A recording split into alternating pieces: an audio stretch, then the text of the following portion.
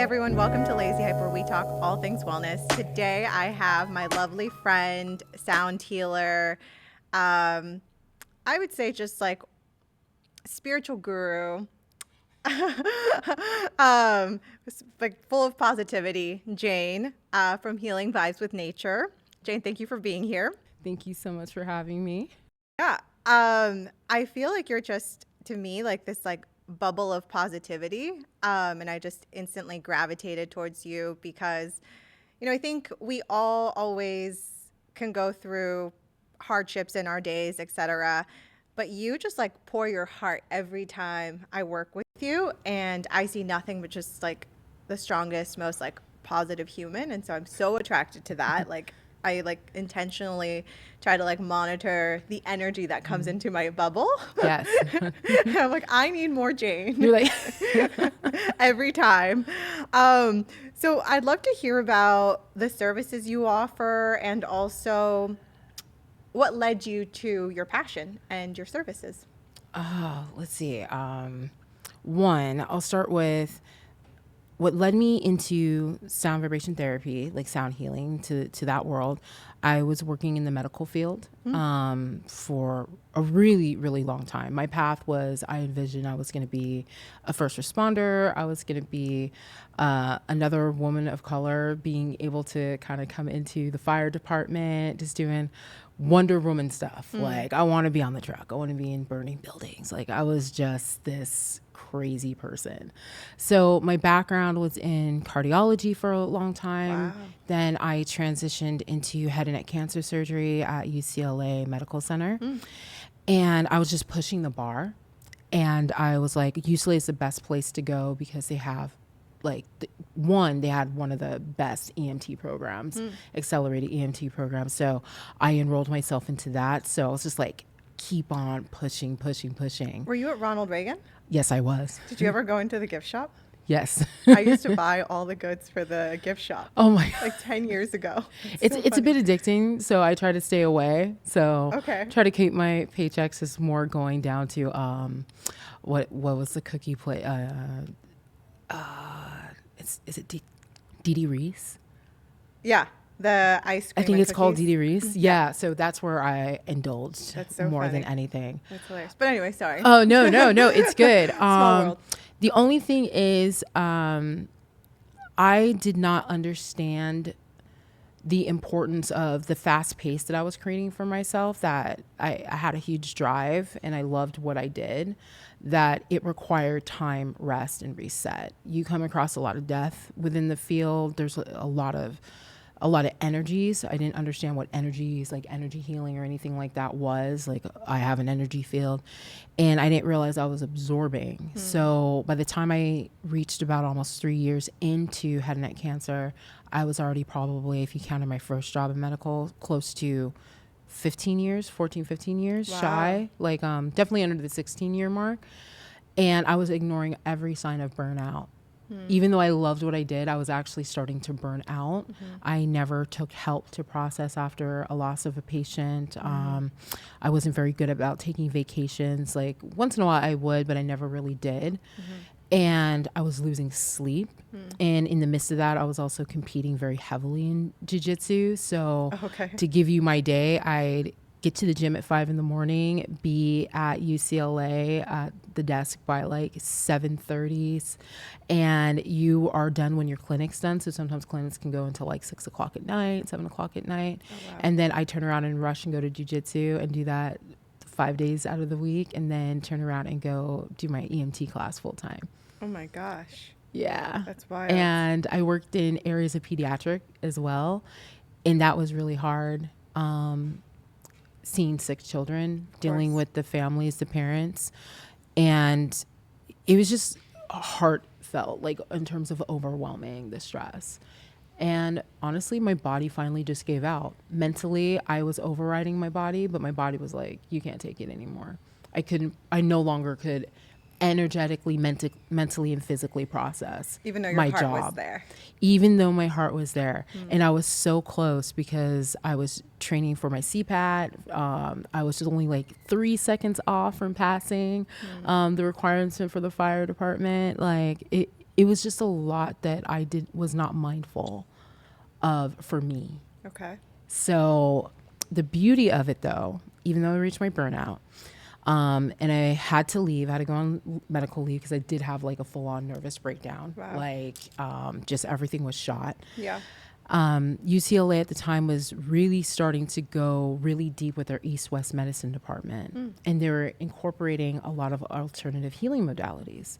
So I was kind of like dabbling into it. And one was, sound energy, like acupressure, acupuncture. And I was just so fearful of going on medication to chemically rebalance myself out because being exposed in medical, seeing what it's done to my patients, the toll that it's taken. So I just started looking into ways and be like, okay, what's an alternative healing method that I can adopt into my healing journey, since I know I can't really go back. I can't handle this anymore. And I came across Tibetan bowls. And I was like, okay, Tibetan bowl sound, what sound on the body. So this is where internet is amazing now in our time. And I was just like, okay, vibrations work with your energy meridians. Wait, what? This can reset your nervous system. So I started to really dabble and go in that direction for myself. Okay. So I invested in Tibetan bowls, and then my partner at the time, he was like, you're going to go down to the beach and you're going to be in nature. Nature heals, nature resets. So I would take my bowls down and I would go to the beach, and that's kind of was the start of my healing journey for me and the direction of my business called Healing Vibes with Nature, because it Wow. all started there. And I did that for about 2 years, just self healing. But I was like, how can I have the call back to help people again. I always knew, I was like, even if it can't be in the medical field, but how's the way that I can hold space and incorporate what I just experienced? Yeah. And went back to grassroots with it, vibrational energy healing. But now I had a little bit more understanding. And that's when I stumbled across tuning fork therapies. Wow. So then, how did you go about? So you educate yourself, you practice on yourself. You're like, this works. Maybe this doesn't. At least for me, everybody's bodies, minds work differently, right? Yeah. So how did you? I guess maybe from like your medical practice, as you acquired clients, you knew what modalities to it, because you always know with me what exactly. It's like, I don't know, going to the doctor for me, like mentally when I see you, because you know what's up, right? Like, and you just know which sound I need, which frequencies, without sometimes me even telling you. So how did you learn that piece as you're acquiring clients to like serve them in like the modalities that they may need?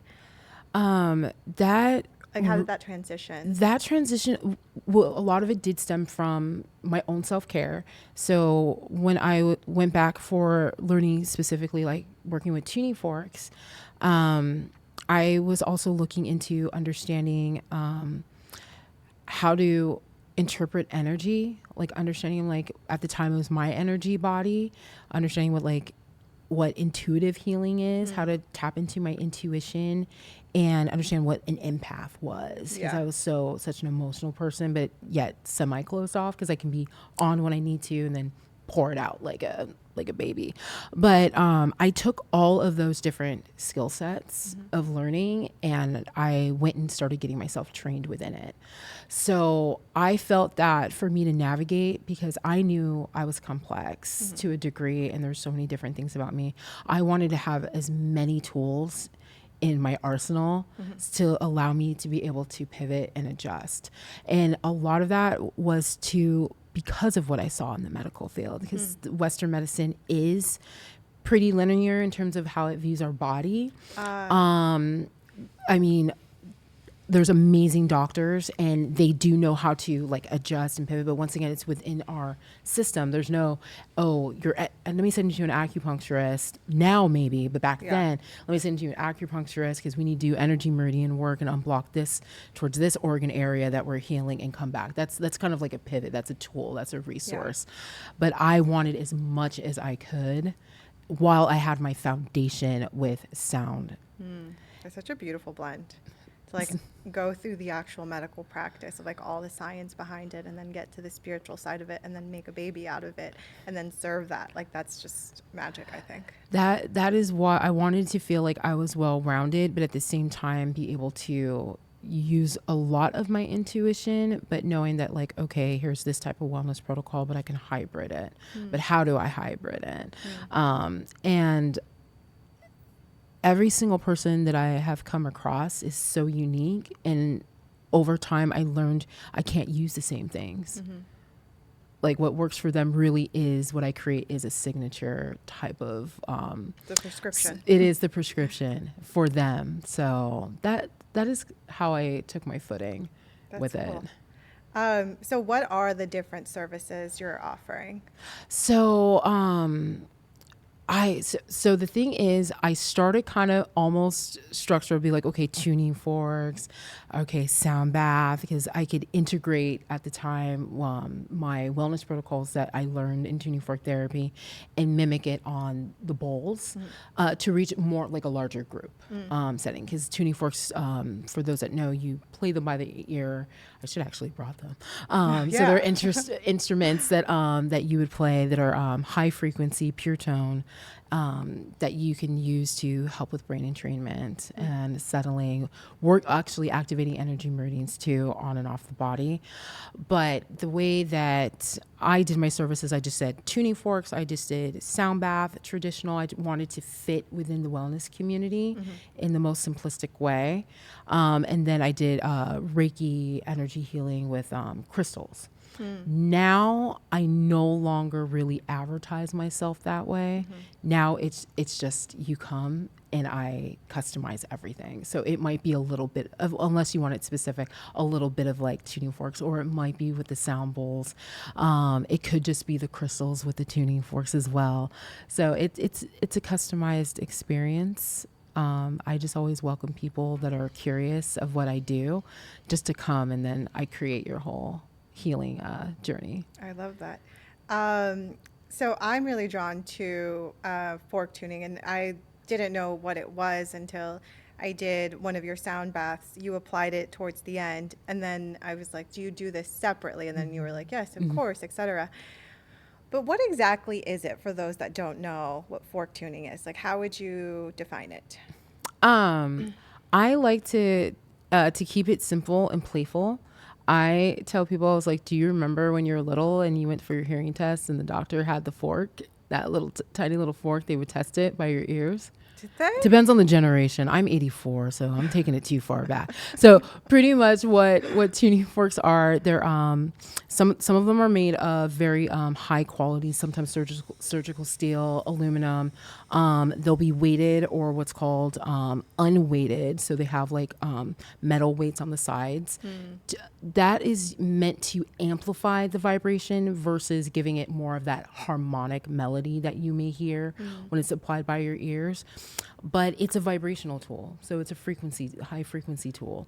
And depending on the combinations, it can be a specific just frequency with no note, not tuned to a note, or it can be a combination of both.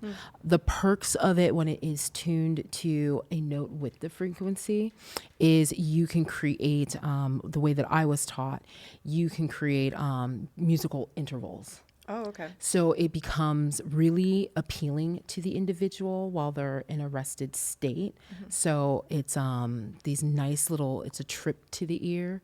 So for example, one note can be the note of C, which is very grounding in Western, on our music scale. Musicians find the note of C very grounding. C is also associated with your root chakra.